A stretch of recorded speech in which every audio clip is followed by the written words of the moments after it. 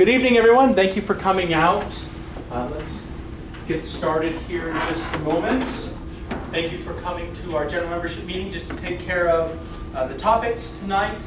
I'm going to be covering the first two topics. The first one will be how to educate your tenants. The second one will be how to prevent crime in your units. And then the third topic will be real restoration, talking about how to mitigate damages in the case of an emergency or just to mitigate damages overall. So we'll get launched right here, but I have a couple of housekeeping items. First, happy National Bow Tie Day. So, found out that was going to be today, so I had to wear one. The other thing is next month's topics are going to be winterization, meaning how to prepare your units for winter, avoiding the most common landlord mistakes, and how to repair small appliances or appliances. So that's what we're going to be covering next month. If you have any questions before then, you're welcome to call us anytime. So let's get right to it. Educating tenants. The trickiest part of being a landlord is that you really have two separate jobs, and sometimes they conflict. On the one hand, you are being an asset manager. You have a property that you are trying to maintain its value and to get revenue from the use of the property. The other side is customer service. You're dealing with tenants and you're trying to make them happy. Fortunately, the tenants are on both sides of this. They're sometimes the ones that are wearing down the value of your property so you don't like them. On the other hand, they're your customers that are paying you money so you do like them. And so balancing that is a tricky situation for a landlord. The way to do it is through educating your tenants. So how do you do it? Have clear policies and open communication. Okay? You set clear policies in order to maintain the value of your property, and they have to be clear not only to the tenants, not only to the people that work for you, but to yourself. You need to know what you want. You need to know what you expect the tenants to do, or else how are they supposed to know what you expect them to do? And then, like I said, open communication with the tenants. You need to have a relationship established with them where they feel comfortable calling you with a problem and where you feel comfortable contacting them if there's an issue. Okay, tenant expectations. I last week had the opportunity to meet with my counterparts from across the country, education coordinators and education directors from apartment associations in Pennsylvania, Connecticut, Virginia, Georgia, Louisiana, Texas, etc. One of the presentations we were given was by a company which does statistical research, and they called or contacted over 100,000 tenants across the country. And they asked them, what are the things you look for when you're looking for a place to live, to rent? This is their list. First thing that they want is a responsible and dependable landlord. Number one thing that they're looking for. Number two, a place that's safe and secure. Now this is a nationwide poll. Maybe you don't have as many issues here in Utah, but it's still something that's important. Number three, building appearance, the exterior of the building, which beat out apartment condition, the interior of the building. Why? Well, one of the explanations they gave is tenants want to feel proud about where they live. They don't want to have to go to Thanksgiving year after year and have their mom and dad say, why are you still living in that place? It's such a dump. And then, like I said, the interior of the apartment. Last one is they want a sense of community. Okay? So, at the very beginning, you need to communicate to your tenants how you are going to provide these things to them. And by the way, this PowerPoint slide will be available on the website along with the video that we are taking right now. And so if you'd like to watch this presentation again later or share it with a friend, you can do that through the website, and you can get this presentation there as well.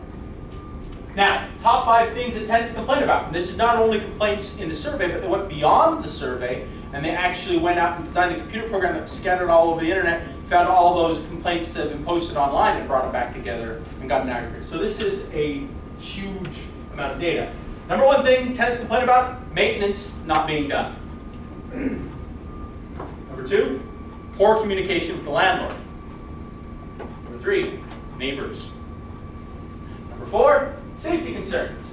And number 5, the rent or deposit or fees. Most landlords think tenants are only concerned about the last one. But you can raise the rent and the tenant's going to be fine with it. if you are doing your maintenance, if you're talking to them, if you are evicting the tenant next door that's causing a problem, if you're ensuring that their place is safe and secure.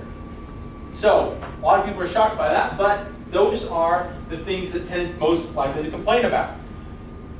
Once again, you need to establish with the tenant how you are going to avoid these things from the very beginning. Talk to them about how you want to communicate with them. If you have an 80-year-old landlord that will only answer the phone between 3 and 5 p.m., and you have a 20-year-old tenant that maybe uses 20 minutes of their phone time in a month, and then other than that, they're texting, you're going to have a communication breakdown. So you need to communicate with the tenant. All right. So like I said earlier, setting clear policies. The lease has a certain amount of policies built into it. These are the things that are standards you should be using no matter what. But beyond the lease, you set house rules. Things that are property specific and that clearly indicate to the tenant what they need to do to assist you to maintain the property. These policies, like I said earlier, need to be clear, they need to be concise. You need to understand them. If you have anybody helping you with your business, they need to understand them, and the tenants need to understand them. Okay? I've read people that will actually tell the tenants to say, look, I'm going to set the rent at this amount, but there is a discount on the rent if you will sit down and read through the lease with me for 30 minutes before you sign. Now, obviously, they're expecting people to take the lower price, but it's a way of telling the tenants, hey, this is how important it is that you understand what you're committing yourself to, and so that we're on the same page, quite literally, on the lease. All right? So, finding some way of talking to the tenants and making them understand what they have to do, what their expectations are, is key. Beyond that, just establishing that relationship. You teach people how to treat you. This is true in every aspect of your life, but it's also true in business, and it's also true in being a landlord. You teach tenants how to treat you. If you let them slide on being 2 days late, they might try to get away with being 2 weeks late or 2 months late. Don't let it happen. Okay? That brings us to our second point, communication. Clear communication is essential. It's the 21st century. There are 5 ways that people generally communicate in business these days. They are face-to-face, by phone, by mail, by email, and by texting. If you're not comfortable with one of those 5 ways, then you should try to learn it. Okay? And this goes for everybody in the room. We have tenants of my generation, landlords of my generation, who are happy to text and email and do whatever else, but they don't want to have to actually meet a tenant in person, and they're scared to pick up the phone. Or you have tenants of an older generation, or landlords of an older generation, who only want to operate by phone, and it's difficult to interface. So you need to at least try to learn these methods of communication. That's what the tenants expect, and that's what is going to be the best way to communicate with them. Just a quick plug, the Landlord Times. Does everybody get the Landlord Times, the newsletter we send out? Okay. There's going to be an article about the pros and cons of all these types of communication. Something to consider. One of the biggest pros, for example, to texting and email, something that landlords are often hesitant to, is it creates a record just by the fact of you doing it. So it puts things in writing. That's one big advantage. All right? So like I said, communication is one of the keys to educating tenants. Any questions about this topic before we move on? Okay. I see that our sponsors have arrived and there are donuts in the back. So I'm not going to feel bad if anybody stampedes back there to get a donut while I am speaking. So feel free to move about the cabin, as it were, while I continue on to the second topic. Yes? Can I just actually go back on that? Yeah. Since we are texting and whatnot more, what about the notification to move out? They came in for the notice. So that is expecting notice like the old way? Yeah. That's why I said mail is one of those, even though everybody looks at me strange when I said that. You still need an actual hard copy handwritten notice So I can email. for it to be 100% legal. Sometimes I just email the documents to them. Well, it depends. If they accept it, you're great. Whether or not a court will accept that is something you'd want to discuss with an So if we attorney. send the document, like the actual letter or document as a Attachment. that can be a fee? That can be iffy. Now, I'll tell you what. I would do if I were in your situation. If you have to post a notice to a tenant, I would go out, post it physically on their door if they don't answer the door, and then go home and email them a copy. Okay, let me clarify. I don't, not those kind of documents. Oh, so, okay. So like if I just send a letter of just minor things, we're just communicating sure. about minor issues. Oh yeah, that's fine. Also, they think they can text me they're moving out. Is that? If you accept it, sure. But if you Okay. don't want to accept it, then yeah, you can require it to actually be a hard copy document. Or even, I don't mind it being emailed because I have a trail, but Yeah. texting our phones, you know. Yeah, texting is, I would say, not. I'd say, hey, look, you need to get me that. But I would never serve a notice through. Yeah, okay, just clarifying on that one. No, nothing. But the tenants think they can nothing serve that notice by important. texting or email. That is something, like I said, it's entirely up to you. But that goes back to the policies. You have a clear policy, tell the tenant, look, you want to move out, you need to give me notice in writing. That means either handwritten or email. I won't take a text and I won't take a phone call. All right, any other questions? That was a great question, by the way. Sorry I misunderstood. I've been wondering. All right, preventing crime. The handout, did everybody get one of these? Did anybody miss one? There are some in the back. Or if you want to just grab one, I'll be faster. There's some on the table right over there. Feel free to take as many of these as you would like. This is from an article that was printed 4 years ago in the magazine from the National Association. It's a wonderful article, but it is geared towards large apartment communities. So I've tried to adapt these principles that they talk about to something that would be applicable to all landlords, whether you have 1 unit or 100, okay? First step to reducing crime in your apartment is to know who lives in your apartments. Best way of doing that is to do periodic inspections. But it's also important to, know the neighbors, know the other tenants so that they can tell you, hey, look. Also, it's important to keep on tabs on things because you may be doing fantastic tenant screening, but if you don't keep tabs on who moves in after you screen, then you're in trouble. That sweet little old grandma just had her grandson who just got out of jail move in with her. Or that really nice little college student just moved in her biker gang boyfriend. You need to know those type of things so that you can kick them out. Second step, evict the people that the troublemakers are visiting.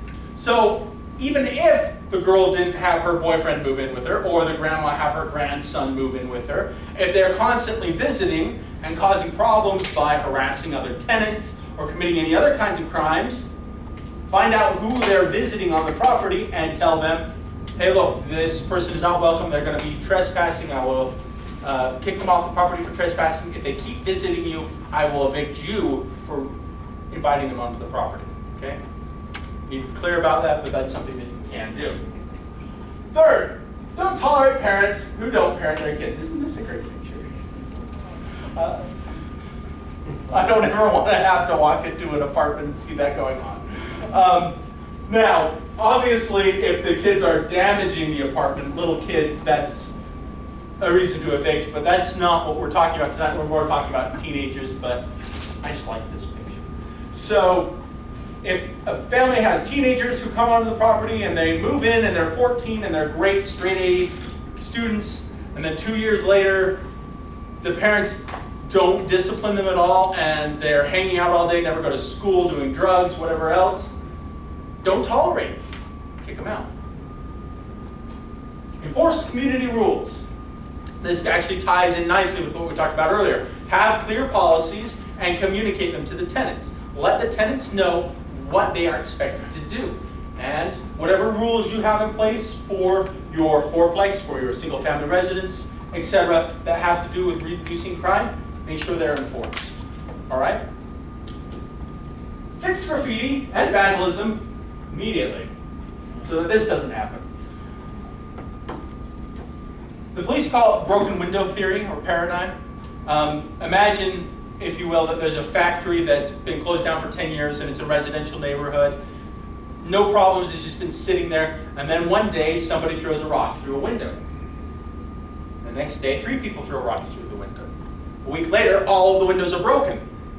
A month later, it's covered in graffiti. Why? Because somebody said, hey, look, they got away with that. That looks fun, I'll join them.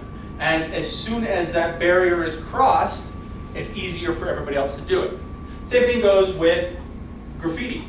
If you have somebody come and tag your building, well, one thing, they're going to want to show that off to their friends a few days later. If you cleaned it up the day after, they're going to be like, oh, those people, jerks, they clean up their place, they got rid of that wonderful art, I'm going to go do it somewhere else now, right? They're not going to keep tagging you. Also, because a lot of the gangs especially that do this, but even any of the street artists, will come in and they'll respond back and forth to each other, and suddenly you end up with this, which you don't want your property to look like, all right?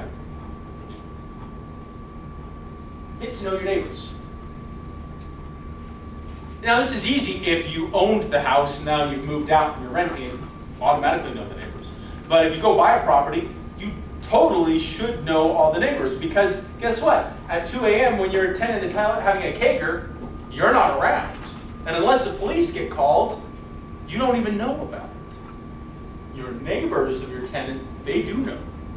They will be the ones, if you communicate with them regularly, they'll be the ones to tell you, hey, the police were called there 3 times last week. Well, I know the police are supposed to be telling you that, but they don't always. So you need to get in touch with these people. They will communicate with you. And also, it will prevent problems from escalating. If they have a problem with your tenants, they're not just going to call your tenants, but they'll call you.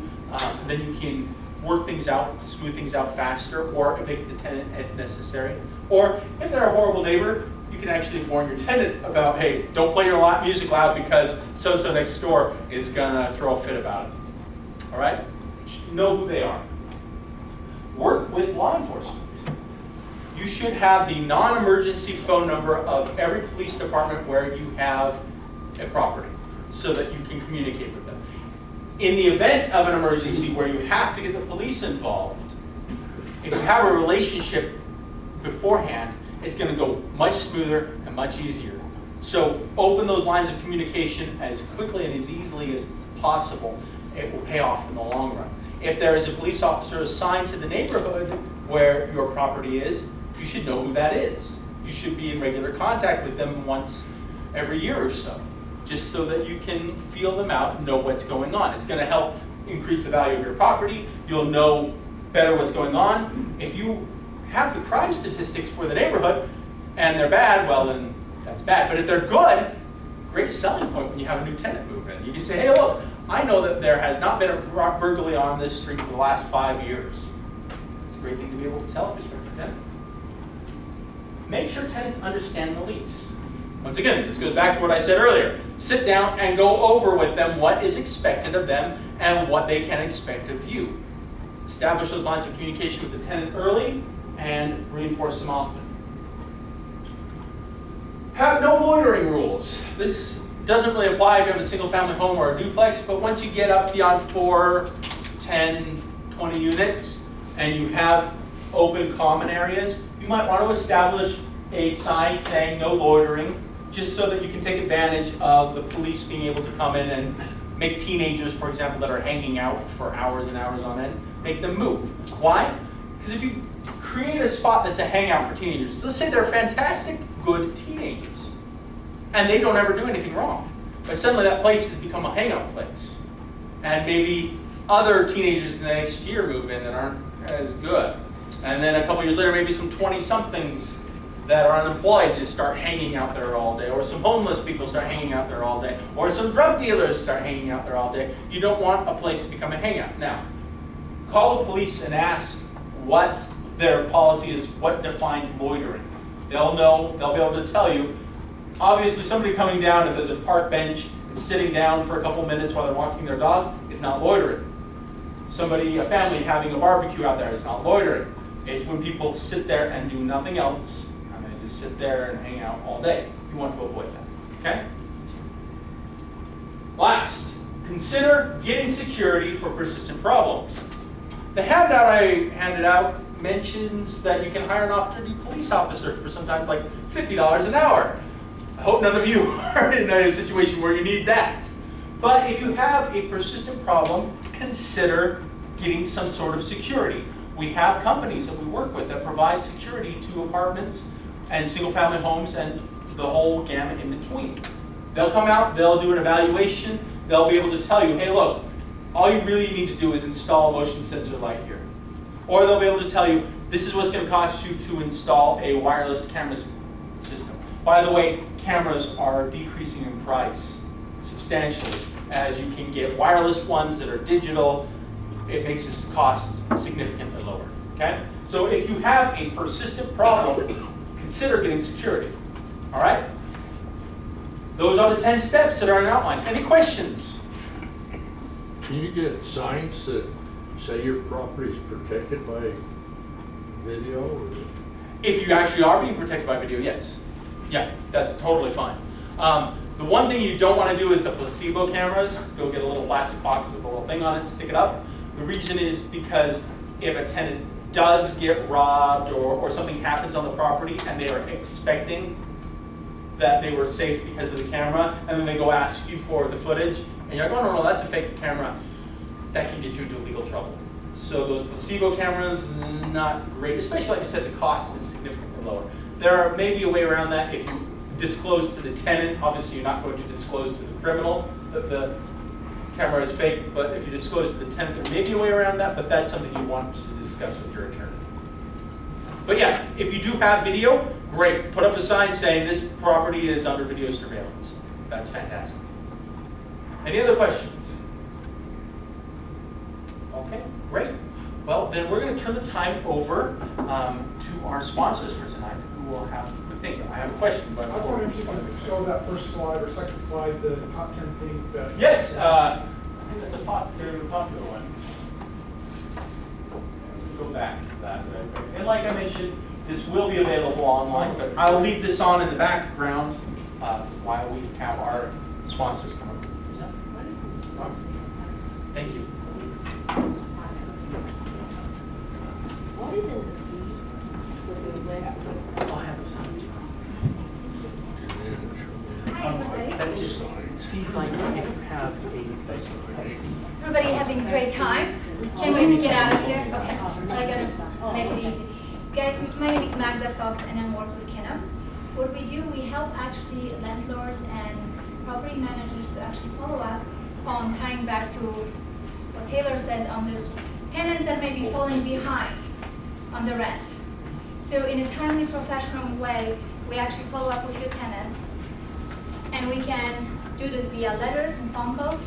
So it depends who you have and what they're responding to. So instead of you making these uncomfortable calls and stressing out and being nervous, we actually doing the phone calls and letters. You just monitor everything and you accept 100% of the payments going to you.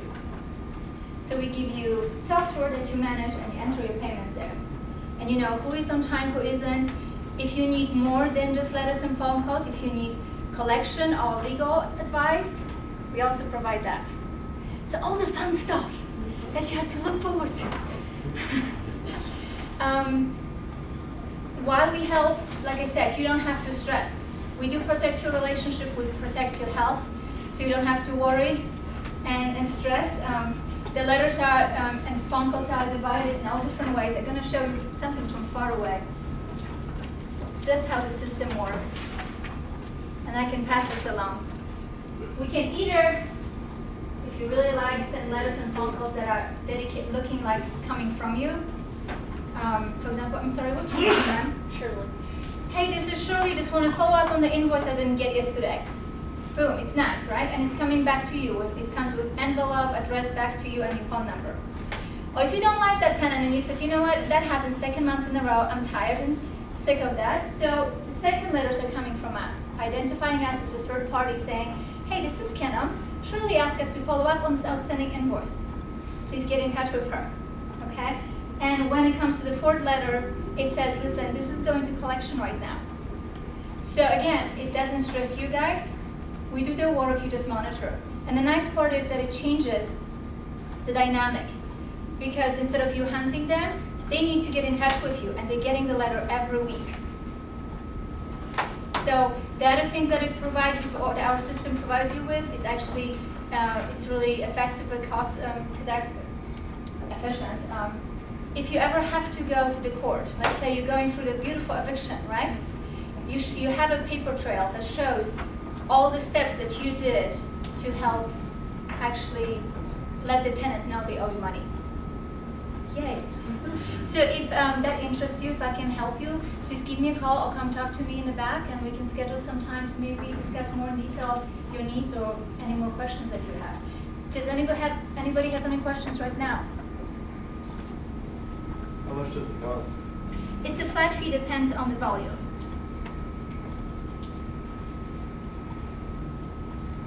Okay, that's not answering, right? But yeah, but it depends.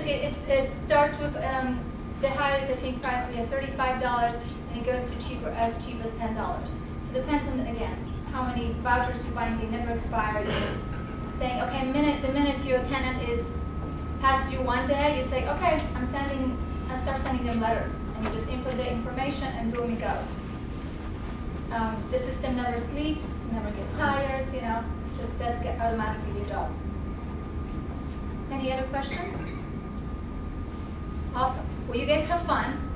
So now Taylor can continue and you guys can get out of here sooner. Thanks so much. Thank you very much. Thank you.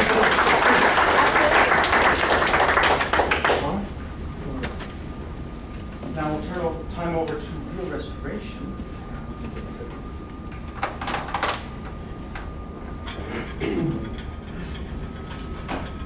All right, everybody, who said they're missing the U game? A little bit? I saw the score. It'll be okay. I think we'll all be all right. I want to introduce us. We are Real Restoration. We have Kurt Brados. You're the taller one. Give him a wave, everybody. Hey, yeah, Kurt, all right. Kurt's back. He's wearing a better color shirt. Oh, right. Agreed. So, Kurt has 10 years experience in the insurance adjusting realm. We know he knows policy, he knows coverage, he knows the ins and outs of what the language of the insurance's world brings. Everybody, this is Mike Davis. Give him a round of applause. Give him a round of applause. Mike Davis has over 25 years experience in restoration, water mitigation, mold. He's a master certified restorer. That goes from the foundation all the way to the rooftop and everything in between. There's some pretty gross stuff this guy has been through. So, and as for myself, I come from the property management world. So 15 years I worked with K&R Property Management from writing and signing leases on the commercial and residential side, as well as working with tenants and all of the wonderful things that come from maintenance to tenant management. So I'm going to turn the time over to Kurt to kind of give us a wonderful presentation here, talking to you a little bit about who we are, what we go through, and especially how to prevent damages for you guys, or mitigate them when they happen. Give Kurt a round of applause, everybody. Here.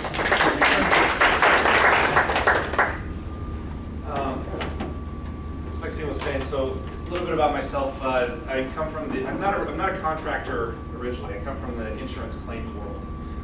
As an adjuster, one of my primary roles was to educate policyholders on how to mitigate their damages or prevent them from getting worse, or whatever the case might have been. But what does that mean? What does it mean to mitigate damages? Who's had to experience that process before? Nobody said damages? I have. So, basically what it is, you've got an issue with a tenant. Something happens. I'm not talking about something as trivial as a light bulb going out or a sprinkler head breaking, but yeah, something that's costly, something that that you want to know about. But typically, when do those sort of things get reported to you? After the roof It's too goes. late when it's bad. Yeah, when it's often when the term is up, the lease is ended, and you go into the property and this issue or that issue that they never told you about, but probably should have, and it would have been a text message or a quick email or even a phone call to just let you know about it. But now that it's been there a while, it's gotten worse and festered. So as far as mitigating damage, there's a couple of we speak very well from experience from a few points.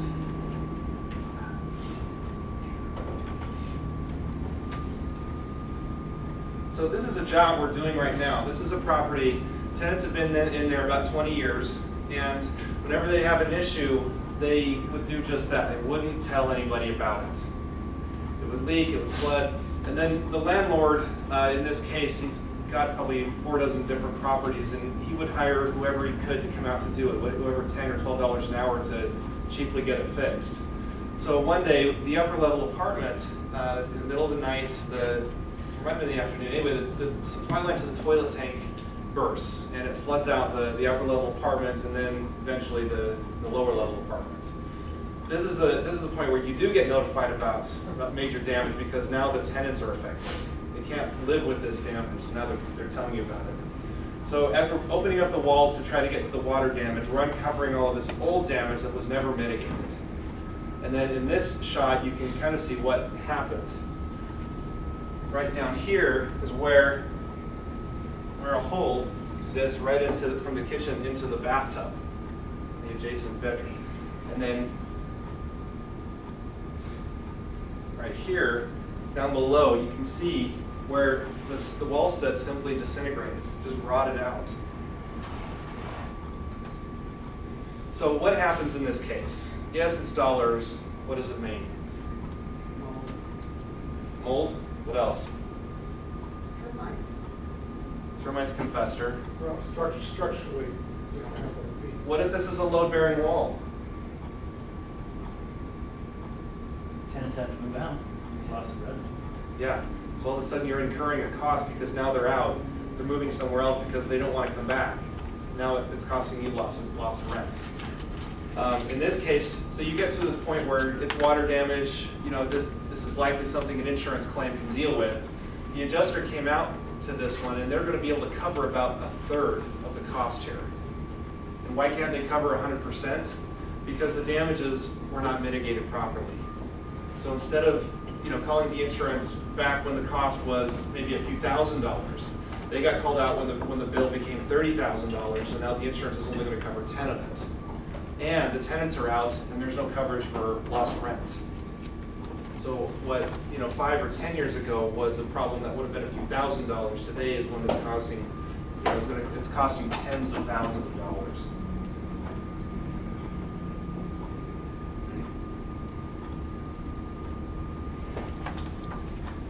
So you probably saw the picture on my desktop. It's an example of a house that from the street looks very average, unassuming. This is in West Jordan.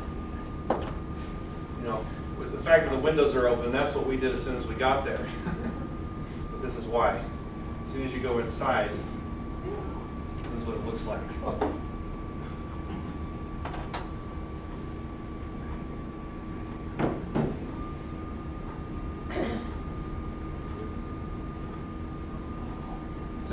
That's in the basement. You'll notice the drywall on the ceiling is collapsed, and all that green furry stuff, yes, that's not faux paint. My friends, that is mold. They were still living there? No, what happened is this was a property where there was a tenant, eventually went to foreclosure. And so this property sat for an entire year like this. The tenants, you'll notice all of their property's still there.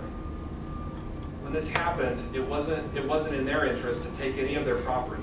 Not the furniture. There was personal items like bills, personal documents that you probably take with you. So when doing a packet on this property, it's as though they just picked up their car keys and wallet and just left. Everything else is still there. That's the other side of the family room in the basement.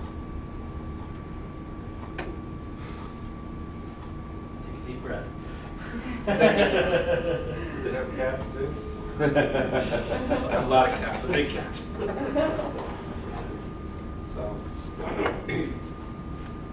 another story that we like to tell people about is Rite Aid. So, I'll get to these pictures in a moment, but let me tell you a little bit of background information on this. So, was it Christmas week, I want to say? It's 23rd. 23rd of December. One of our favorite carpet cleaners calls me, it's like 4 in the afternoon, he says, this Rite Aid flooded out. We cleaned out the water, but we don't know what to do now. So we went out there. These were the let's probably tell the story pretty good. So we use what's called a thermal imager. It shoots out an infrared ray, and it looks at any surface, and it bounces an infrared back at the camera and tells us what the thermal difference is. So on the hot end, it's reading a 70-degree surface. On the colder end, 59 degrees. But everywhere where you see a vertical line, that's a wall stud. But you can see going down here a little lower, 4 feet up, drywall's in a matter of hours is already wicked up 4 feet. So what this property owner goes in there and sees is the water's cleaned up off the vinyl tile floor. The drywalls look fine. They're looking at them, you can't tell they're wet by looking at it, but with moisture detection equipment, you can look at it and know exactly how wet it is, where it's wet. This is 3 days later. That was on the 26th. This is on the 29th. So that's a ceiling tile, just a 2 foot by 4 foot ceiling tile that had collapsed from the ceiling.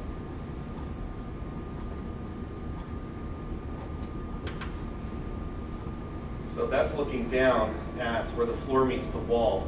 You can see where, the greatest thermal difference is right at that point, and then goes up the wall from there.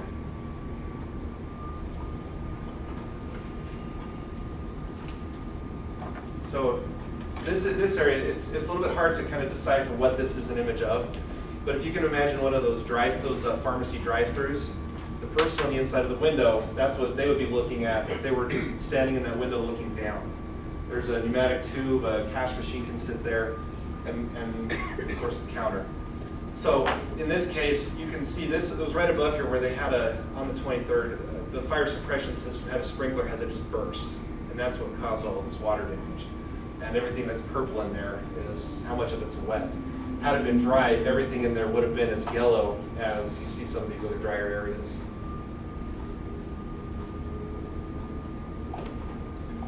So let me tell you about what they did. They asked us to put a bid together for what it would take to just clean it up.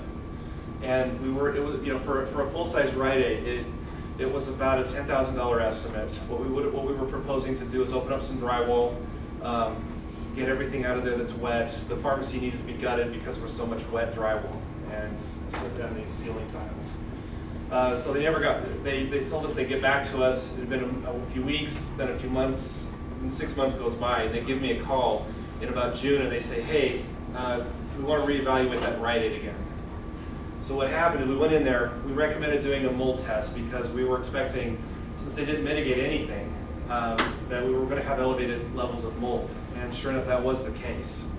So they hired us to go in there. The cost to do the mold was nearly double than what it would have cost 6 months earlier, because we had to set up a huge containment chamber. These are 15-foot ceilings that we had to construct with 4 mil plastic to create this chamber. You can see the negative air machine here.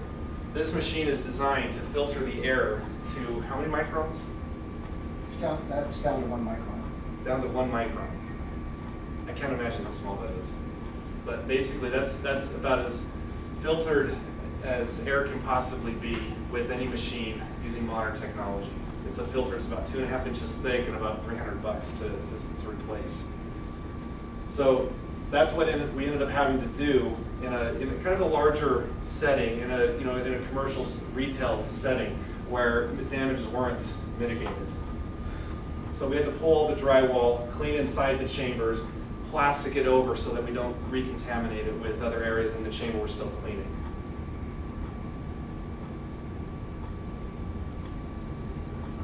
So that's the pharmacy back there all opened up. And within the pharmacy. So along the left was the entire row of lower cabinets, counter space. On the right was just wall, and in the back is this bathroom, which ended up needing to be completely gutted. It's where we found the most mold. When we go into any job, we'll spot check for mold. And in this case, we opened up one wall, then a second. By the time we chased down all the mold, we've nearly gutted the entire bathroom.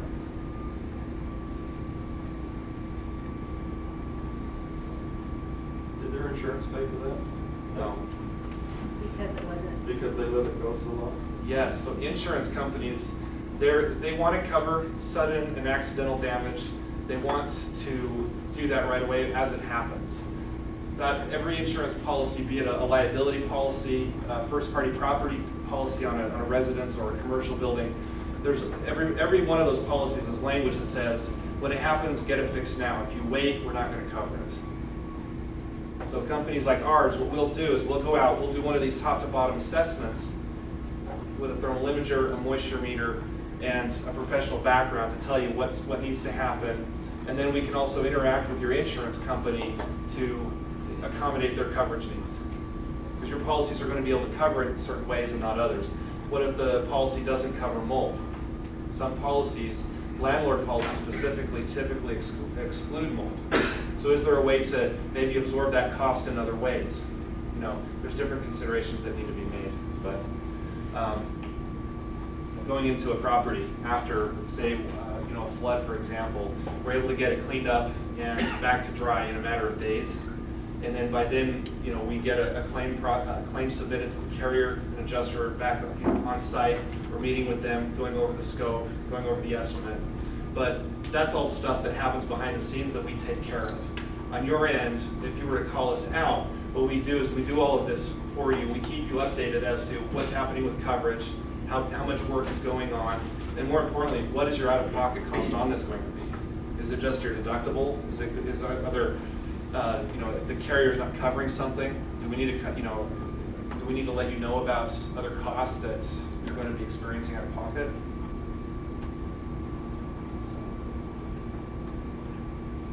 Show them that stairwell one on your desktop. This was up at a commercial property just off of 33rd South. A restaurant was on one side, and their grease trap had backed up and flowed underneath the base plate and underneath the stairs of the neighboring common area and just pooled for heaven knows how long, right? Long enough for it to, obviously, the left side speckle up the whole thing. The right looked like that before, and this is probably halfway through the process. On the right side of us cleaning it up, I believe we scrubbed that for how many more? 2 more times? That's 2 more processes. 2 more processes after the right there to get it to a clean, zero mold status, or as close to zero as possible. So how did you get it from the left side to the right side? So this is one image. This is not a split image. Okay. So there's 3 stair stringers. This is the right side of the stairs. That's the left. So when he went in to clean, he cleans the right side. He's halfway through. How many hours did it take to do that one side? That was about 12 man-hours to do the whole stair. To do the whole thing. So the one half would have been about 6? Yeah. 6 hours So to do what that. process did he use to do the right-hand side? Do you use an abrasive or? Well, first of all, because you're dealing with the HEPA plant itself, and so you can actually get to it, and you can take a towel and wipe it off, and you'll see black on your towel. So what you want to do, you use a HEPA vacuum. The ones we have, that takes it down to 1 micron, but it's really a strong vacuum. It's one you put on your back. They're about $1,200. It's not a regular vacuum, okay? So you vacuum it thoroughly, and we're talking about just not doing it inch by inch as you're going through there. Then what you're going to do after that, you're going with the brush, and you're brushing as you're vacuuming. So it's a process, so as you're scrubbing, you're trying to get as much of that HEPA plant off there as possible before you do your first treatment. Then you treat it with, we have different antimicrobials that we treat that with, but it's set so it absorbs in there, getting to the roots. Then you come in, you can either use a sanding process or a wire brush process, scrubbing it, because you actually want to get into the wood fiber itself at least around a 64th of an inch to get into to start destroying those root fibers. Once you do that, then this process starts doing like that with the product you're using. There is a product out that I use that's a double mix. It's sort of like a chlorine, but it's actually a process. It's 2 bottles, you mix it. It actually takes this and turns out the discoloring from water, so it takes the stain out. It's actually a stain removal. It's not to be used to attack and remove the mold. You're supposed to do these other processes. If you have a large area, like I've done a lot of attics, and also just like that other house you saw, that was really bad. we'll use a soda blaster, which is actually a machine that blasts particulates, and it's like sandblasting, but not as rough. Or you can use a dry ash blaster for large areas. It does the same thing. You got to do the first steps first. You just don't go in there. You want to get as much of the plant out there, because the danger with when you let things go is that when people say, well, what kind of mold is it going to kill me? I mean, our bodies do well with mold because that's our environment. But when it's in a tight environment like your apartments, businesses, it starts developing. And what's the worst case scenario? People say toxic mold. Toxic mold starts to develop after wet, dry, grows and grows and grows. And what happens? The different families get together, and they're different kinds, and they start touching it, and they're running out of food source. Once they run out of food source, they want to take over that area. So they develop a toxin that starts killing each other. That is to us, when we ingest enough of it, that's a neurotoxin. It can do permanent damage to yourself, to your tenants, to your workers. So it's something you do not mess around with, because you get enough of it, and that's where people where they used to think it was Alzheimer's. It wasn't that. It was actually from a toxin from being exposed to a lot of mold, like plumbers. I mean, these carpenters, people get into tear stuff all the time. You never know when you're going to get into it. So what you do when we get into situations, I don't know. We take all precautions, from anywhere from a small containment to have like those little blue sheet machines you have. Those are negative air scrubbers. We're doing a small area. We're going to be working that area. We'll turn that on, and that sucks. If any other mold spores are in the air, they'll get ingested and trapped into our machines.